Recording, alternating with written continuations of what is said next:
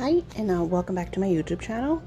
So we will be doing some beautiful predictions for this year. Actually, not this year, for next year. For 2021, I think it's about time. I usually try to do them around this energy. So that's what we will be doing. I'm trying to get my incense to light up and keep it away from me, because yesterday I kind of put my hand on it or my thumb on it. So that wasn't fun. So we are going to connect with spirit, and then I want to show you some amazing things that I utilize to manifest and work my beautiful magic. So let's see what spirit has in store for us. Okay, so let us see what spirit sees for us this upcoming 2021. So these are some of the predictions, because I will try to do by the month. So especially I'm getting a camera for me to do live messages here, because some of you want to have like miniature readings, and I will be sharing that very soon as the camera comes in. So here we go. So wow, you see this? I love this. So these are our governments. Spirit, I always tell you I don't like to talk about politics. This is our governments. This is the essence and the energy all around. And if you this is like our main branch. And then if you see us, we're in good standing, right? But there's a way to get there, because you could involve yourself here, like the people that go there. I mean, and don't get me wrong, there's nothing wrong with activism, there's nothing wrong with protesting, as long as you do it in a loving and a harmonious way. Yes, you could be angry, but you need to find a way to be loving when you do this, which is really hard, because if you're upset, which all of us are upset about what's going on in our world, because this is our governments, they're showing our leaders. So I feel like what they think, because they feel like they have a control, so what they feel that they're controlling goes up in flames. It falls apart.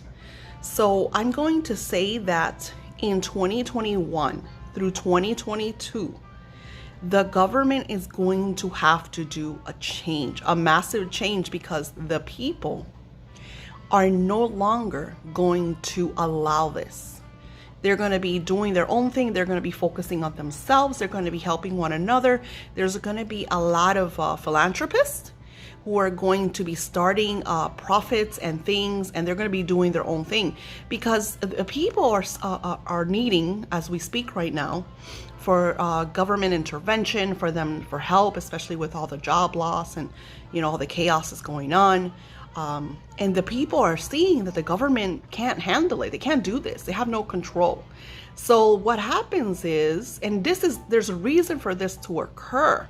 There's a reason, because humans have become very unattached. They'll go on social media and stuff like that, but they're not unified. They're not helping each other out. They're judgmental, and you see people now overreacting and lashing out even more than before, when in truth is, you should be seeing all of the loss and all of the chaos and be like, okay, I need to revamp my life. I need to rethink my situation.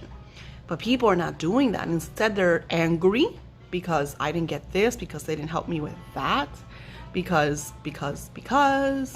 And then what happens is, you notice that you really are responsible for your life, and you have the almost like the responsibility to help one another out.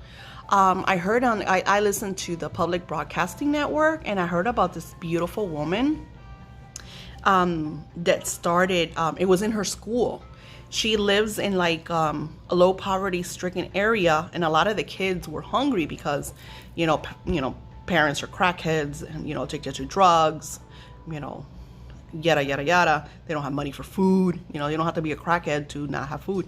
But I'm saying, just in general, a lot of like lower mental issues, lower mentality, because that's what happens in places like this. They go to the drugs, they go to the, to the things that does not help us, that does not grow that. And I tell you this from a personal perspective, because my dad was an alcoholic and addicted to drugs.